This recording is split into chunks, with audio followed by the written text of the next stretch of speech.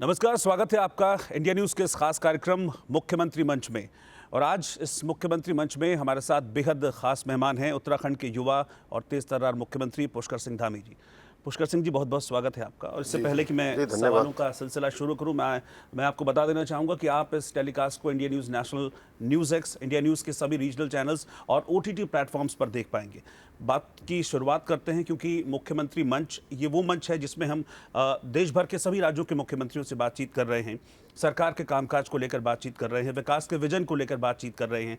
और विकास के वादे के साथ ही पुष्कर सिंह धामी जी की सरकार रिपीट हुई है उत्तराखंड में। तो सर, इस वादे को जो आपने अपनी जनता से किया था जब आप लास्ट टाइम में वोट मांगने के लिए गए थे, अब आपको वापस जनता ने मौका दिया है, तो विकास के वादे को कैसे पूरा कर रहे हैं? नहीं, जो भी हमने संकल्प लिए हैं उन सभी संकल्पों को हम पूरा करेंगे। हम आभारी हैं उत्तराखंड की देवतुल्य जनता का, यहाँ की माताओं का, यहाँ की बहनों का, यहाँ के नौजवान साथियों को, यहाँ के बड़े बुजुर्गों का, कि उन्होंने उत्तराखंड के अंदर एक मिथक तोड़ने का काम किया है। एक नया इतिहास हमारे देश के यशस्वी प्रधानमंत्री नरेंद्र मोदी जी के नेतृत्व में उत्तराखंड के अंदर बनाया गया है।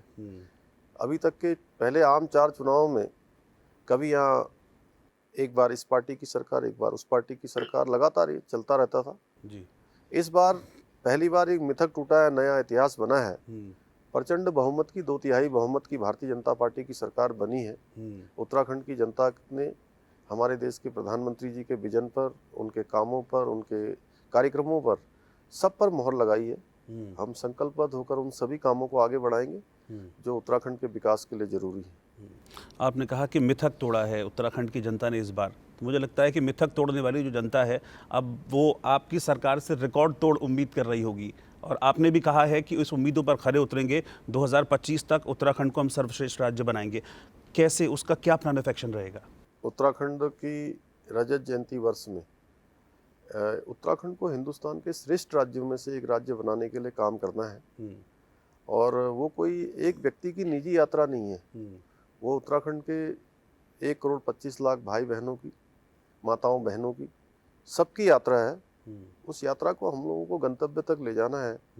उसके लिए चाहे आज हमारे यहाँ का पलायन रोकना हो, या होम स्टे जैसी योजनाओं को लागू करना हो, या रोजगार के लिए चाहे जो भी काम हो सकते हैं, या हमारी इंटरनेट कनेक्टिविटी को बढ़ाना हो, रोडों को हाईवे से जोड़ना है, गाँव को हाईवे से जोड़ना है, तमाम स्थानों पर जो अच्छी सड़कें बनानी हैं, अच्छे स्कूल बनाने हैं, अच्छे अस्पताल बनाने हैं, उन सभी पर हम काम कर रहे हैं। बुनियादी चीज़ों को, चाहे हमारा आज कृषि का क्षेत्र हो, बागवानी का क्षेत्र हो, औद्यानिकी का क्षेत्र हो, हर क्षेत्र में हम क्रमशः आगे बढ़ेंगे, स्टेप बाय स्टेप आगे बढ़ेंगे। और उसके लिए हम योजना बना रहे हैं। और सभी विभागों को भी हमने कहा है कि आगे 10 सालों का एक रोड मैप अपना बनाएं, और उसके आधार पर हम आगे बढ़ेंगे। आपने पलायन का जिक्र किया, ये एक बड़ी समस्या है उत्तराखंड के लिए। मुझे लगता है कि आपके संज्ञान में है भी, क्योंकि आपने इस शब्द का जिक्र किया। लेकिन पलायन, जो सीमांत गांव हैं, जो पहाड़ी गांव हैं, वहाँ से पलायन इसलिए भी गंभीर हो जाता है क्योंकि ये जो एरियाज़ हैं सीमांत गांव के, इनको रहने वाले लोग एक तरह से नेचुरल कवच होते हैं प्रदेश के लिए। तो वो आपको लगता है कि अगर इस तरह से पलायन बढ़ेगा तो नेचुरल कवर जो एक स्टेट को मिल रहा है वो हट जाएगा? देखिए, निश्चित रूप से मैं हमेशा से मानता हूँ कि जो सीमांत में रहने वाले लोग हैं, वो केवल एक सीमांत में रहने वाले नागरिक नहीं है, वो देश के प्रहरी हैं। इसलिए मैं कभी भी सीमा सुरक्षा बल के लोगों के साथ, या सीमांत क्षेत्र में काम करने वाले जो हमारे सैनिक हैं, अर्ध सैनिक हैं, उन सभी के बीच में जब भी मैं गया हूँ, तो मैंने उन सभी से अनुरोध किया है कि ये आपके नागरिक के साथ साथ ये सीमांत और सीमाओं के प्रहरी भी हैं। इसलिए उनको उसी दिशा में, उसी भाव से आगे लेके हमको चलना होगा। उनको वहाँ पर रोजगार की व्यवस्था हो, उसके लिए हमारी सरकार हिम प्रहरी योजना को लाने का भी काम कर रही है, जिससे कि हम वहाँ पर रोजगार की व्यवस्था कर पाएँ। और सीमांत क्षेत्रों में रोजगार होगा, सीमांत क्षेत्रों में ये सब चीज़ें होंगी, तो निश्चित रूप से जो पलायन की समस्या है वो भी हमारी रुकेगी। क्या उत्तराखंड की जो डेमोग्राफी है वो रोजगार के लिए, इंडस्ट्री के लिए किसी तरह का, मतलब कोई चैलेंज आप महसूस करते हैं? देखिए, उत्तराखंड क्या है कि अलग अलग भौगोलिक परिस्थितियों का राज्य है। जहाँ हमारा मैदानी क्षेत्र है, हमको आज वहाँ पर इंडस्ट्री की भी जरूरत है। पर्वतीय क्षेत्रों में जो जनसंख्या का जो घनत्व है, जो बढ़ रहा है, वो निश्चित रूप से हमारे लिए चिंता का विषय भी है। तो दोनों में सामंजस्य करते हुए, दोनों का सामंजस्य कैसे हो, पर्वतीय क्षेत्रों का और हमारे मैदानी क्षेत्रों का, चूँकि हमें इंडस्ट्री भी चाहिए, हमको रोजगार भी चाहिए, हमको यहाँ उद्योग भी चाहिए, हमको राजस्व भी चाहिए, उसकी भी हमें आवश्यकता है। लेकिन इसके साथ साथ जो हमारे यहाँ पर धर्म, संस्कृति और हमारा एक अलग प्रकार का यहाँ की कानून व्यवस्था है, ये शांति है, अध्यात्म है, वो भी हमारा बचा रहे। हम दोनों में सामंजस्य और संतुलन बनाते हुए आगे बढ़ रहे हैं। जो आप की सरकार एक रिपीट हुई इस बार, उसमें एक बड़ा वादा यूनिफॉर्म सिविल कोड को लेकर है, लेकिन इस यूनिफॉर्म सिविल कोड का जैसे ही जिक्र आता है ऐसे ही बवाल मचना शुरू हो जाता है। अभी पिछले दिनों आपने देखा भी था, चाहे वो असदुद्दीन ओवैसी की बात हो, चाहे वो मुस्लिम पर्सनल लॉ बोर्ड की बात हो, उन्होंने तो पीएम को एक लेटर तक लिख दिया कि भाई इसकी ज़रूरत नहीं है। आपको लगता है कि इसकी ज़रूरत है? देखिए, हम किसी के खराब के लिए नहीं कर रहे हैं, हम तो सबके अच्छे के लिए कर रहे हैं। कोई भी मुस्लिम बहन भी होगी तो वो भी नहीं चाहेगी कि उसके पति जो है 3-3 महिलाओं को रखें, 3-3 शादियां करें। तो हमने कहा है कि हमारा प्रदेश गंगा का प्रदेश है, देवभूमि है, ये हमारा देवों की भूमि है। अध्यात्म और शांति, अध्यात्म और संस्कृति, अध्यात्म और धर्म, ये सब यहाँ पर जो है कानून व्यवस्था सारी यहाँ की बनी रहे। हमारा राज्य 2-2 अंतर्राष्ट्रीय सीमाओं से लगा हुआ राज्य है। हर परिवार से कोई ना कोई सेना में या अर्धसैनिक बलों में यहाँ से काम करता है। कोई बेटी काम करती है, बेटा काम करता है, परिवार का कोई सदस्य काम करता है, चाचा करते हैं, ताऊ करते हैं, मामा करते हैं, भांजे करते हैं, कोई ना कोई सदस्य जरूर काम करता है। तो इस राज्य के अंदर अपना एक ऐसा कानून होना चाहिए जो कानून सभी के लिए एक समान हो।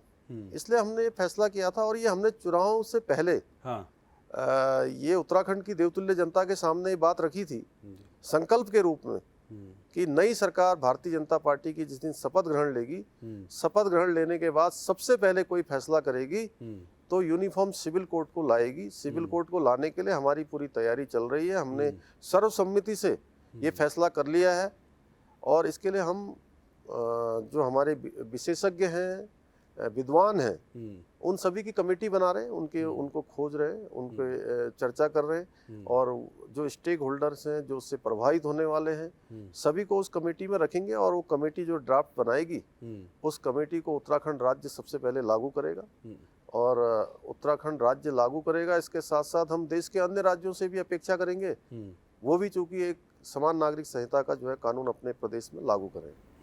अच्छा, पिछले दिनों भी आपकी हेमंत बिस्वा शर्मा जी से मुलाकात हुई थी, वो भी मतलब बहुत क्यूरियस हैं इसको लागू करने को लेकर और बहुत तैयारी उनकी भी है। कोई कंपटीशन चल रहा है दोनों में कि पहले कौन लागू करे? नहीं, ऐसी कोई बात नहीं है और वो अपने राज्य में उस राज्य के जो भी अच्छे हो सकता है, राज्य के सर्वांगीण विकास में जो चीज़ें हो सकती हैं उसके लिए काम कर रहे हैं और उत्तराखंड राज्य की अपनी अपनी समस्याएं हैं, अपनी ज़रूरतें हैं, हम उसके अनुरूप काम कर रहे हैं। अच्छा, एक यूनिफॉर्म सिविल कोड को लेकर एक जो क्वेश्चन उठता है और मुझे लगता है कि ये वाजिब भी है, वो सवाल ये उठता है कि ये अलग अलग राज्य इसको अपने हिसाब से लागू करें, क्या ये फीजिबल रहेगा या फिर वो ज़्यादा अच्छा रहेगा कि सेंटर से इसको लागू किया जाए, वो ज़्यादा व्यवहारिक रहता? देखिए, ऐसा है कि हमने अपने राज्य में लागू कर दिया है, हमारे राज्य में जो हमको लगता था कि अच्छा है और सभी राज्य अपने राज्यों के हिसाब से लागू करेंगे उसको। और चूँकि जब एक राज्य के क्रम में यहाँ से शुरू हुआ है तो हमने अपने राज्य के जो हित में देखा कि ये कानून हमारे यहाँ लागू होना चाहिए, इससे सभी को लाभ होगा, चाहे वो किसी धर्म का हो, संप्रदाय का हो, किसी विशेष वर्ग का हो, सबके लिए एक समान है। उसी प्रकार से सभी राज्यों की अपनी अपनी भौगोलिक परिस्थितियां हैं, वहाँ की जनसंख्या की स्थितियां हैं, अन्य स्थितियां हैं, उन स्थितियों के अनुरूप वो लागू करेंगे। अभी चंपावत उपचुनाव को लेकर क्या तैयारियां चल रही हैं? हालांकि मैं देख रहा था कि मतलब आप रोड शो वगैरह कर रहे हैं और जिस तरह से पब्लिक जुट रही है, लग रहा है समर्थन मिल रहा है खूब। देखिए, वो माँ पूर्णागिरी की भूमि है, माँ पूर्णागिरी है, माँ शारदा है, गोलजू की भूमि है, माँ बाराही का स्थान है, बाबा गोरखनाथ का स्थान है, वहाँ पर रणकोची मैया का स्थान है, हिंगला देवी का स्थान है, सीमांत क्षेत्र है और रीठा साहब है वहाँ पर। तो ऐसे अनेकों स्थान वहाँ पर हैं और उस स्थान पर जाना मैं अपने आप पर देव कृपा से, देव कृपा के बिना संभव नहीं है। देव कृपा के कारण से वहाँ की सेवा करने का मुझे अवसर मिला है। मैं तैयार हूँ मन वचन और कर्म से कि मैं उस क्षेत्र को आगे बढ़ाने के लिए काम करूंगा।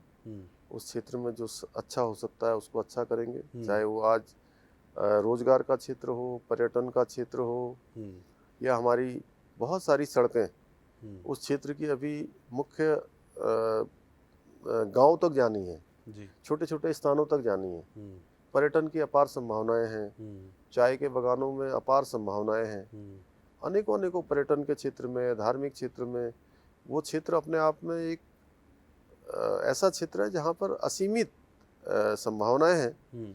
उन सभी संभावनाओं पर काम करेंगे और वो उत्तराखंड के मानचित्र में, भारत के मानचित्र में, चूँकि वो भारत नेपाल सीमा से लगा हुआ क्षेत्र भी है जी, वो आए, उसके लिए मैं काम करूँगा। चूँकि मैं उस क्षेत्र की देवतुल्य जनता के बीच में जितनी बार भी गया हूँ, उनका मुझे एक अपार स्नेह और आशीर्वाद उस क्षेत्र की जनता ने दिया है। मैं तैयार हूँ उस क्षेत्र की सेवा करने के लिए। लेकिन प्यार खटीमा से भी बना रहेगा? हाँ, निश्चित रूप से। खटीमा में मैं पला बड़ा हूँ। चंपावत और खटीमा दोनों एक दूसरे से अलग अलग नहीं है, बिल्कुल अगल बगल का क्षेत्र है जी। जैसे मेरे लिए खटीमा है वैसे ही चंपावत भी है, जैसा चंपावत है और आगे खटीमा भी उसी तरह रहेगा जी। अच्छा, अभी योगी जी उत्तराखंड के दौरे पर आए थे, आपकी मुलाकात भी हुई, अपने घर भी वो गए, लेकिन एक बहुत लंबा मैटर अटका हुआ था परिसंपत्तियों के बंटवारे को लेकर। लेकिन जब से आप आए हैं वो दिख रहा है सॉल्व होने की दिशा में। आपको लग रहा है कि जो अभी कुछ रह गया है परिसंपत्तियों का बंटवारा, वो भी जल्द सॉल्व कर लिया जाएगा? देखिए, 21 सालों से जो परिसंपत्तियों का जो बंटवारा नहीं हो पा रहा था, वो बंटवारा मात्र 20 मिनट में हो गया। और इसके लिए मैं उत्तर प्रदेश के मुख्यमंत्री माननीय योगी आदित्यनाथ जी का हृदय से आभार व्यक्त करता हूँ कि उन्होंने सहृदय होकर इस काम को मात्र 20 मिनट में पूरा किया, 20 मिनट में उसका समाधान कर दिया। और केवल कागजों में समाधान नहीं हुआ, ये धरातल पर भी जो है ये काम हमारा शुरू हो गया है। अभी अलकनंदा होटल जो कई वर्षों से उत्तर प्रदेश से संचालित होता था, उसकी हमें चाबी मिल गई है और उत्तर प्रदेश के लिए भागीरथी पर्यटक आवास गृह वहाँ पर बन गया है, उन्होंने उसका संचालन कर दिया है। ऐसे ही चाहे सिंचाई का क्षेत्र हो, वाटर स्पोर्ट्स का हो, वन विकास निगम का है, खाद्य विभाग का है, परिवहन निगम का है, कुछ जमीनों के आवास विकास की जमीनों का मामला है, सारी चीज़ों पर हमारी सहमति बन गई है और सभी जल्दी पूरी हो जाएंगी। आपने सभी सवालों को बड़े बेबाकी से जवाब दिए। मैं अगले सेगमेंट की ओर अब बढ़ रहा हूँ अपने, और इस सेगमेंट में जो हमारे न्यूज़ रूम के सहयोगी हैं वो आपसे कुछ सवाल करना चाह रहे हैं। ITV के न्यूज़ रूम में मैं आपको लिया चलूँगा और वहाँ पर कई सारे सहयोगी हैं जो आपसे बातचीत करने के लिए, आपसे सवाल करने के लिए बड़े उतावले हैं। तो आइए चलते हैं अपने अगले सेगमेंट की ओर और सीधा न्यूज़ रूम लिए चल रहा हूँ, जहाँ पर न्यूज़ रूम में हमारे सहयोगी अब आगे पुष्कर सिंह धामी जी से सवाल करेंगे। बिल्कुल रोहित, और इस वक्त मैं मौजूद हूँ ITV के न्यूज़ रूम के अंदर, जहाँ पर हमारी पूरी एडिटोरियल टीम मौजूद है जो कि CM धामी से सीधे सवाल करना चाहेगी। सबसे पहले मैं चल रहा हूँ हमारे प्राइम टाइम शो आँख कान खोल के प्रोड्यूसर के पास, हमारे सीनियर कुलीग के पास, आशीष के पास। आशीष, CM धामी से आपका सवाल क्या रहेगा? तुषार, मेरा धामी साहब से ये सवाल रहेगा कि चार धाम यात्रा शुरू हो गई है, बड़ी ही पवित्र यात्रा है।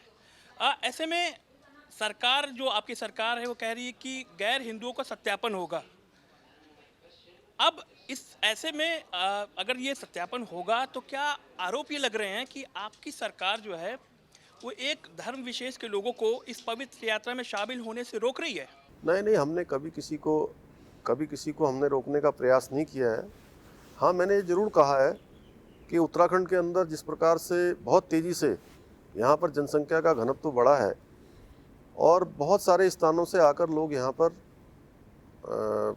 रहने लगे हैं या कोई अपना छोटा मोटा कारोबार करने लगे हैं या आकर वो कहीं पर कोई आपराधिक गतिविधियों में लिप्त रहे हैं, किसी के ऊपर गुंडा एक्ट लगी हुई है, किसी पर रासुका लगी हुई है। ऐसे लोग केवल अपने को बचाने के लिए, अपने को छिपाने के लिए और कानून से बचने के लिए जो लोग यहाँ पर आ रहे हैं, उनके लिए ये कोई आरामगाह नहीं है, ये उनके रुकने का स्थान नहीं है। इसलिए हमने ये ड्राइव चलाई है और इस ड्राइव को हम सख्ती से चलाएंगे और ये क्रम हमारा चलने वाला है, रुकने वाला नहीं है। बिल्कुल, एक और सीने कुली इस वक्त मेरे साथ एडिटोरियल टीम की तरफ से मौजूद हैं, न्यूज़ रूम में मौजूद हैं, उदय प्रताप सिंह। मैं उनके पास चलता हूं और उनका सवाल क्या रहेगा सीएम धामी से, हम उन्हीं से सीधे जानते हैं। सीएम धामी हमारे साथ लाइव हैं, तो आप क्या पूछना चाहेंगे? जी तुषार, मैं मुख्यमंत्री जी से एक सवाल पूछना चाहता हूं पर्यटन क्षेत्र से जुड़ा हुआ। टूरिज्म की बात करें तो उत्तराखंड में बहुत ज़्यादा पोटेंशियल है। हाँ, उस पोटेंशियल को आपने टैप भी किया है, मगर कई लोग ये कहते हैं कि हिमाचल प्रदेश के मुताबिक उत्तराखंड कहीं पीछे छूट जाता है। More tourist go to Himachal Pradesh and not so much to Uttarakhand. वो भी पहाड़ी इलाका है, वहाँ भी बहुत पोटेंशियल है, उत्तराखंड में भी बहुत पोटेंशियल है टूरिज्म के लिए। तो क्या क्या कुछ कर रहे हैं इस पोटेंशियल को और बढ़ावा देने के लिए? पर्यटन से जुड़ा हुआ मेरा सवाल है, what are you doing and what is your government doing in this direction sir? नहीं, पर्यटन की हमारे यहाँ पर अपार संभावनाएं हैं। देखिए, हमारा राज्य जो है पर्वतों से, नदियों से, जंगलों से, अच्छे अच्छे देव स्थानों से आच्छादित है। तो इन स्थानों पर और अच्छी सुविधाएं हों, पर्यटकों के लिए अच्छे स्थान हों, रुकने के अच्छे स्थान हों, अच्छी सड़कें हों, उस क्षेत्र में लगातार काम हो रहा है। और धार्मिक पर्यटन बढ़े, उसके लिए हमारे देश के यशस्वी प्रधानमंत्री जी के नेतृत्व में आज बाबा केदारनाथ का पुनर्निर्माण का काम जोर शोर से चल रहा है। एक चरण का काम पूरा हो गया है, दूसरे चरण का काम चल रहा है। बाबा बद्रीनाथ जी का भी काम चल रहा है। उनके यहाँ भी जो है लगभग 250 करोड़ की जो योजनाएं हैं उस पर तेज़ी से काम शुरू हुआ है। सड़कों के क्षेत्र में चाहे आज ऑल वेदर रोडें हों, भारतमाला श्रृंखला की रोडें हों, उसमें तेज़ी से काम हो रहा है। साथ ही हवाई जो सेवाएं हैं वह भी हमारी तेज़ी से आगे बढ़ रही हैं, तेज़ी से उसमें भी सुविधा हो रही है। हर प्रकार से हमारे यहाँ पर्यटक आए। होम स्टे जैसी योजना जो कि हमारा आजीविका और हमारा एक आधार बनने वाली है, तो उसको भी हम आगे बढ़ा रहे हैं। उसमें अभी लगभग 3600 होम स्टे हमारे रजिस्टर्ड हैं।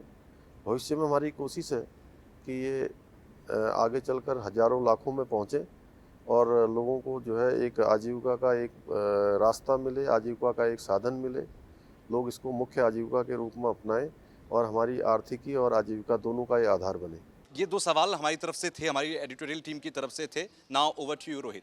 ठीक है धामी जी, न्यूज़ रूम से तो सवाल हमने लिए और न्यूज़ रूम के सवालों का भी आपने जवाब दिया। अब अगले सेगमेंट की ओर हम बढ़ रहे हैं और ये सवाल करने वाले हैं वो जिनको आप रिप्रेजेंट करते हैं, यानी कि आपके स्टेट की जनता, आपके प्रदेश की जनता, वो आपसे अब सवाल करेगी। तो चलिए सीधा देखते हैं जो आपकी पब्लिक है, आपकी जनता है, उनका पहला सवाल क्या है। सीएम सर, मेरा आपसे एक प्रश्न ये है कि जिस तादाद में रोहिंग्याओं की आबादी इस प्रदेश में तादाद बढ़ती जा रही है, तो इस पे आपका क्या विचार है और आप क्या एक्शनेबल लेना चाह रहे हैं? और जिस तरीके से उन्होंने अब सरकारी ज़मीनों में कब्जा करना शुरू कर दिया है, तो इसमें सरकार क्या कर रही है? नहीं, जहाँ तक आपने जो प्रश्न किया है, हम पहले ही यहाँ पर जो भी संदिग्ध लोग हैं उनके लिए हम लोग यहाँ पर ड्राइव चलाने का हमने काम प्रारंभ कर दिया है।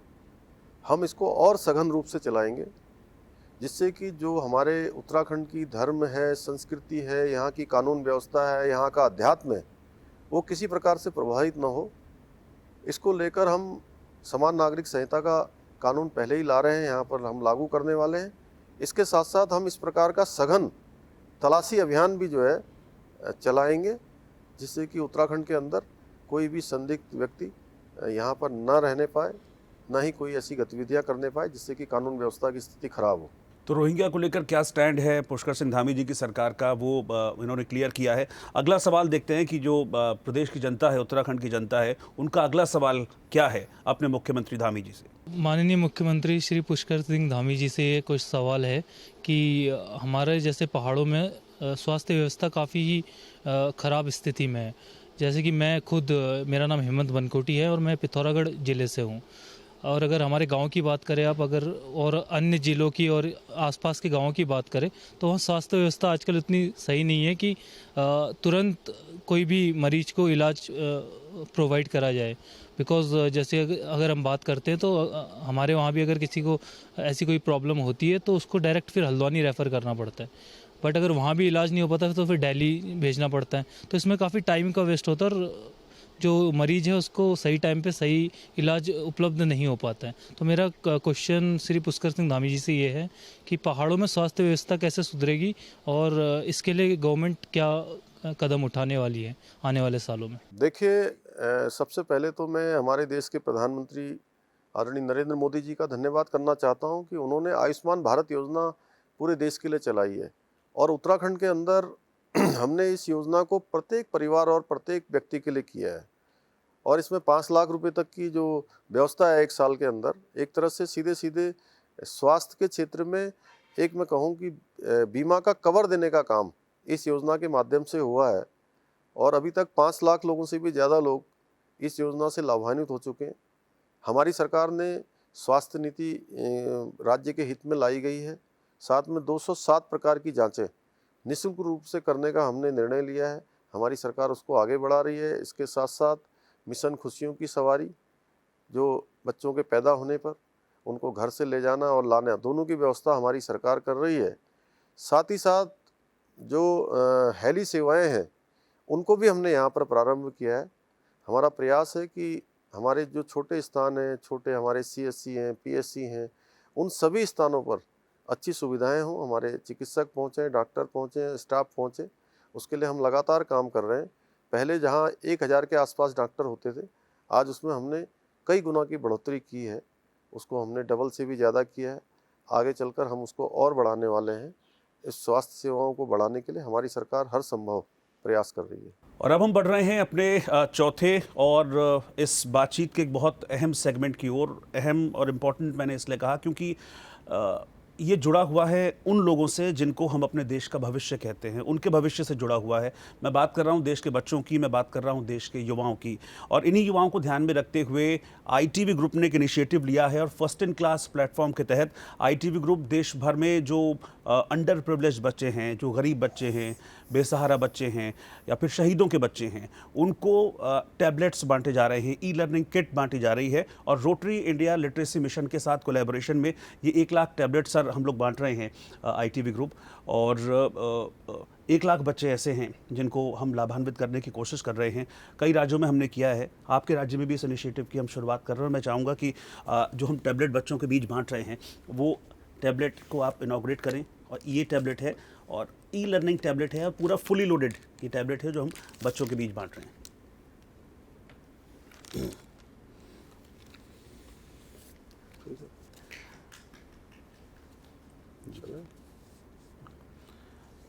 सर, क्योंकि देखिए आज के वक्त में कहते हैं कि टेक्नोलॉजी बहुत इम्पोर्टेंट होती है और ये टैबलेट जब से कोविड टाइम आए हैं उसके बाद से तो हमने देखा है इनकी कितनी इंपॉर्टेंस बहुत ज़्यादा बढ़ गई है। तो सबसे पहले तो मैं आपसे चाहूँगा कि ये जो एक इनिशिएटिव है ITV ग्रुप और रोटरी इंडिया लिटरेसी मिशन का बच्चों को टैबलेट बांटने का, इस पर आपकी क्या राय है, क्या कहना चाहेंगे? निश्चित रूप से जो कोरोना महामारी आई, इस का महत्व तब हमारे सामने आया। बहुत सारे बच्चे ऐसे थे जिनके माता पिता इसको अफोर्ड नहीं कर पा रहे थे, वो अपने बच्चों को ऑनलाइन पढ़ाई नहीं करवा पा रहे थे। इसको लेकर आपने तो बड़ा अच्छा इंडिया न्यूज़ ने और रोटरी क्लब ने सब ने मिलकर जो इनिशिएटिव लिया है, निश्चित रूप से बच्चों के सर्वांगीण विकास के लिए, उनके ऑनलाइन पढ़ाई के लिए या अन्य जो भी आपने इसके अंदर बहुत सारे जो डाटा डाले हैं वो सारे काम आएंगे। हमने भी उत्तराखंड के अंदर ये इनिशिएटिव लिया था और उत्तराखंड के अंदर जो 10th और 12th में पढ़ने वाले बच्चे हैं जी, या महाविद्यालय में पढ़ने वाले जो बच्चे हैं, उन सभी बच्चों को 2,65,000 बच्चों को हमारी सरकार ने टैबलेट देने का निर्णय लिया था। और केवल निर्णय ही नहीं लिया था, वो हमारा धरातल पर उतर चुका है। इसमें हमने सभी बच्चों के बैंक के खातों में DBT के माध्यम से हमने भी पैसा दे दिया है। तो आपको बहुत बहुत बधाई, आपके रोटरी क्लब को भी, इंडिया न्यूज़ को भी, कि उन्होंने एक अभियान पूरे देश के अंदर लिया है। निश्चित रूप से ये भी एक मील का पत्थर साबित होगा। बिल्कुल सर, वही बच्चे जिनको हमने टैबलेट दिए हैं वो बच्चे आपसे इंटरेक्ट करना चाहते हैं, आपसे सवाल करना चाहते हैं। तो उनके कुछ सवाल हैं, मैं चाहूँगा कि वो बच्चे ज़रा सवाल लेंगे तो आप उनको उन बच्चों का जवाब दीजिएगा, क्योंकि क्यूरोसिटी है और आप एक यूथ आइकॉन भी हैं इस समय प्रदेश में। तो छोटे छोटे बच्चे हैं हर उम्र के जो कि आपसे बात करना चाहते हैं। मैं चाहूँगा कि जो बच्चे हैं, जो उनका सवाल है, उन सवालों को सामने रखा जाए बच्चों के। CM साहब, मेरा आपसे एक प्रश्न है कि युवाओं को राजनीति में आना चाहिए। अगर पढ़े लिखे युवा राजनीति में आ गए तो उसका क्या फ़र्क पड़ेगा? देखिए, जहाँ तक राजनीति का प्रश्न है, मैं ऐसा मानता हूँ कि राजनीति भी जो है हमारे समाज के साथ, देश के साथ चलने वाली है। और इसमें से अच्छे लोगों को राजनीति में भी आना चाहिए। लेकिन सबसे पहले तो मैं विद्यार्थियों से, युवाओं से, नौजवानों से कहूँगा कि वो अभी अपना जो उनका काम है, जो मूल काम है, अगर शिक्षा के क्षेत्र में है या किसी अन्य काम के क्षेत्र में, तो उस काम को ठीक प्रकार से करना और अपने क्षेत्र में सर्वोत्तम करना, सबसे अच्छा करना, यह भी मैं कहूँगा कि एक नेतृत्व है। वो उस प्रकार का नेतृत्व देंगे तो निश्चित रूप से उसमें से कुछ लोग राजनीति के क्षेत्र में भी आएंगे तो कोई बुरी बात नहीं है। कुछ लोग अगर यहाँ भी आएंगे तो अच्छे लोगों की ज़रूरत है। अच्छे लोग आएंगे तो निश्चित रूप से अच्छा होगा। इसलिए हर क्षेत्र में अपना अच्छा करें और कुछ लोग राजनीति के क्षेत्र में आना चाहे तो आएँ। तो राजनीति के रास्ते तो हमेशा से खुले हैं, लेकिन धामी जी ने कहा कि बेस मजबूत होना चाहिए। अपना पढ़ाई लिखाई जो है उसको बहुत मजबूती से आप आगे करें। अगला सवाल क्या है जो बच्चे आपसे पूछना चाह रहे हैं? हम अगले सवाल की ओर बढ़ते हैं। मैं सीएम सर से यह जानना चाहता हूं कि हम जैसे युवाओं के लिए सरकार स्किल डेवलपमेंट के लिए क्या काम कर रही है और रोज़गार की कितनी संभावना है। देखिए, देश के अंदर 2014 में जब प्रधानमंत्री मोदी जी के नेतृत्व में नई सरकार बनी तो पहली बार स्किल डेवलपमेंट का विभाग बनाया गया और उस विभाग के अंतर्गत बहुत सारी चीज़ें जो चल रही हैं, ट्रेनिंग प्रोग्राम चल रहे हैं, वो सारे के सारे प्रोग्राम उत्तराखंड की सरकार चला रही है, उसको आगे बढ़ा रही है। वो ITI के माध्यम से हो, पॉलिटेक्निक के माध्यम से हो, इंजीनियरिंग कॉलेजों के माध्यम से हो, प्रशिक्षणों के माध्यम से हो या अलग अलग कैंपों के माध्यम से हो, उसको सबको जो है संचालित किया जा रहा है, उसको जो है आगे बढ़ाया जा रहा है। माननीय मुख्यमंत्री जी, मेरा आपसे सवाल है। मैं उत्तरकाशी ज़िले की रहने वाली हूँ। इस समय लॉकडाउन के समय हमें पढ़ाई में काफ़ी तकलीफ़ हुई थी क्योंकि वहाँ इंटरनेट कनेक्टिविटी की बहुत परेशानी है।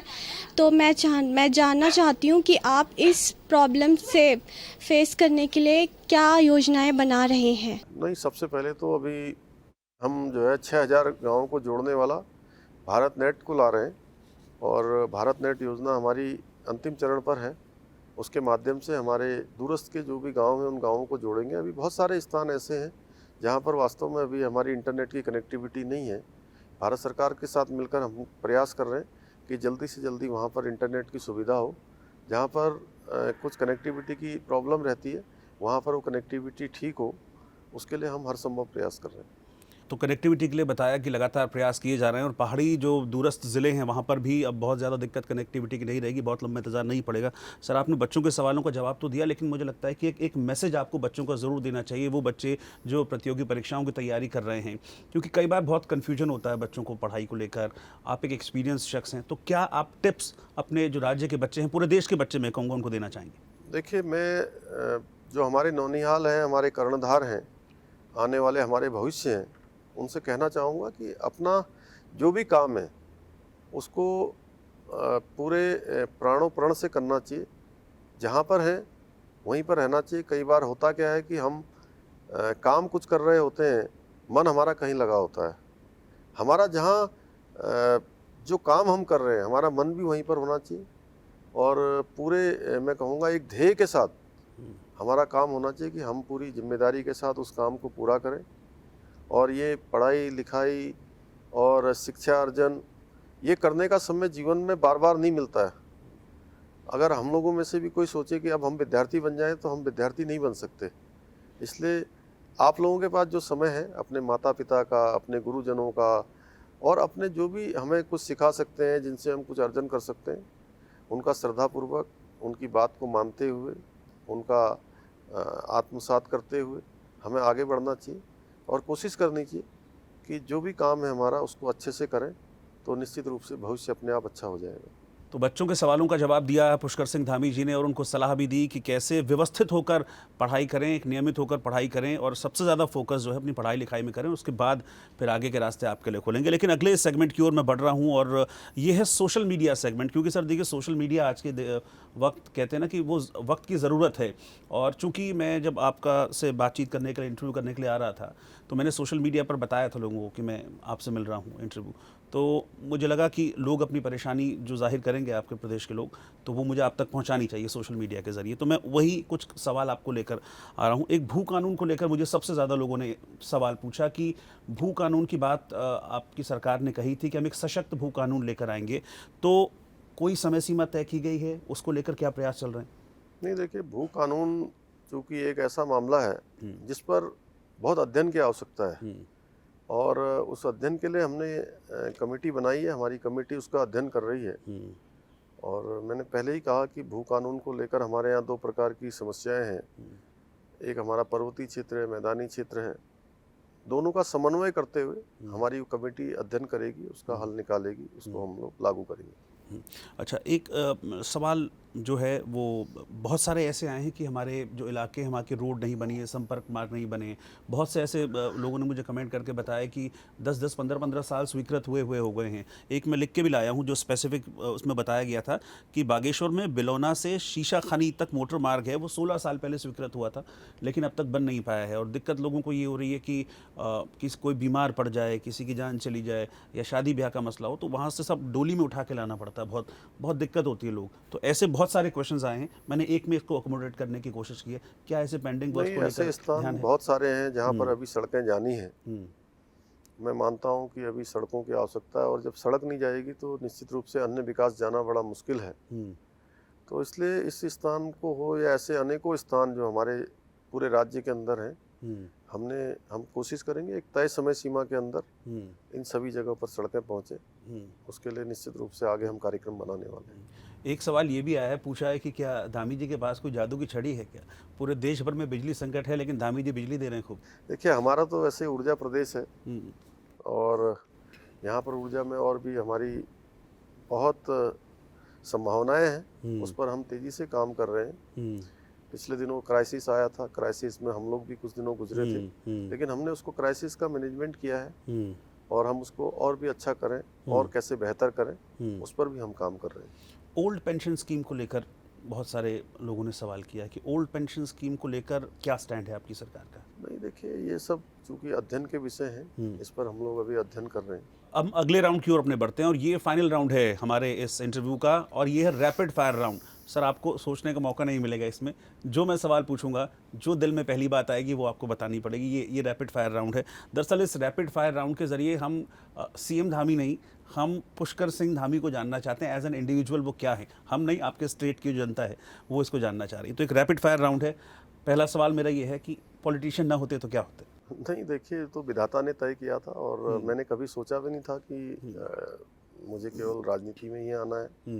हाँ, ये जरूर सोचा था कि जो भी काम मिलेगा माता पिता से, चूँकि एक अनुशासन, चूँकि एक सैनिक का पुत्र होने के नाते बचपन से जो चीज़ें देशभक्ति की भरी थी, और संजोग से मैं राजनीतिक क्षेत्र में आ गया, और राजनीतिक क्षेत्र में हमने जिस विचारधारा में काम किया वहाँ हमको यही सिखाया गया कि देश प्रथम, पार्टी द्वितीय, और व्यक्ति का हित अंतिम। तो इसको लेकर आगे बढ़ रहे हैं, और मुझे खुशी होती है कि मैं ऐसी पार्टी में काम कर रहा हूँ जिस पार्टी के नेता के रूप में आज विश्वव्यापी नेतृत्व आज हमको नरेंद्र मोदी जी के रूप में मिला हुआ है। अच्छा, पॉलिटिक्स में आने के पीछे कोई मोटिवेशन था आपका, या किसी व्यक्ति विशेष से आप मोटिवेटेड थे, प्रभावित थे? देखिए, ऐसे बहुत सारे लोग हैं, और हमारे यहाँ मैं तो कहूँ कि भाई व्यक्ति हमेशा ध्येय के लिए काम करते हैं। तो ध्येय में मैं विद्यार्थी परिषद और संघ की शाखाओं में, वहाँ से जो भी हमको संस्कार मिले, जो भी हमको एक सीख मिली, उसी सीखों के आधार पर आगे चलते चले गए और राजनीतिक क्षेत्र में आ गए। और वहीं से हमको सिखाया गया कि व्यक्ति अंतिम में उसका हित आता है, उससे पहले पार्टी आती है, और सबसे ऊपर जो है देश आता है। तो देश के हित में जो पार्टी काम कर रही है, जो विचार काम कर रहा है, मैं उसमें काम कर रहा हूँ। खाने में क्या पसंद है आपको? खाने में ऐसा कोई अलग से नहीं है कि कोई मेरी विशेष पसंद है। मैंने कभी भी खाने के बारे में अपने लिए कभी भी कोई डिमांड नहीं की है। जो भी खाना मिलता है मैं बच्चों को भी सिखाता हूँ। जो भी अन्न है, सभी अन्न परमात्मा है। अन्न के कारण से हमारा शरीर चलता है, हमें आगे वो होता है जी। तो जो मिला हमने उसको ही हमेशा जो है उसको ही सबसे स्वादिष्ट मान के खा लिया। अच्छा, बच्चों की बात आपने की, लेकिन बहुत एक चीफ मिनिस्टर का शेड्यूल मैं समझ सकता हूँ कितना बिजी रहता है। बच्चों के साथ मिल पाता है खेलने का टाइम, या कभी घर जाते होंगे तो बच्चे जिद करते हैं कि नहीं पापा टाइम निकालिए हमारे लिए थोड़ा सा? करते हैं, लेकिन जब हम राजनीतिक क्षेत्र में हैं, सामाजिक क्षेत्र में हैं, तो हम पूरे प्रदेश की और समाज की एक तरह से मैं कहूँ कि हम प्रतिनिधि भी हैं। हम उनके लिए एक धरोहर भी हैं। तो कोई भी व्यक्ति अगर समाज के लिए काम करता है, प्रदेश देश के लिए काम करता है, तो उसके साथ साथ जो उसके परिवार के लोग हैं, नज़दीक के लोग हैं, उन सभी को कहीं ना कहीं उसमें प्रभावित होना पड़ता है, तो बच्चे भी होते हैं। जी। अच्छा, कभी ऐसा हुआ है घर में कि किचन आपने संभाला हो और वाइफ के लिए कभी शेफ़ बने? नहीं, मैं तो सभी प्रकार का खाना बनाना जानता हूँ। अच्छा। हाँ, मैं छात्रावास में रहा हूँ। ओके। मैं अच्छी रोटी भी पाथ सकता हूँ, मैं रोटी अच्छी बेलता हूँ, उसको फुला भी सकता हूँ। खाना कोई भी ऐसा है, कोई खाना ऐसा नहीं है जो मैं नहीं बना सकता हूँ। मैं सभी खाना बना सकता हूँ। बनाता उत्तराखंड में आपकी पसंदीदा टूरिस्ट प्लेस क्या है? उत्तराखंड पूरा का पूरा जो है अपने आप में जो है पूरा का पूरा कोई स्थान ऐसा नहीं है जहाँ देश और दुनिया के लोग ना आना चाहें। हर स्थान को लोग यहाँ पसंद करते हैं। आप सीएम हैं, जगह जगह भ्रमण करते हैं, कभी रास्ते में रुक के वो रोड साइड एक छोटे से होटल्स होते हैं पहाड़ों में, उसमें कभी आलू के गुटके और रायते का लुत्फ उठाया है? हाँ, बहुत जगह गर्म पानी में, चलथी में, आप चलथी जाएंगे, आप कभी पिथौरागढ़ से जब टनकपुर की तरफ आ रहे होंगे, आप उधर अल्मोड़ा की तरफ जब जा रहे होंगे, गर्म पानी में आपको रायता मिलता है, आलू के गुटके मिलते हैं, चना मिलता है।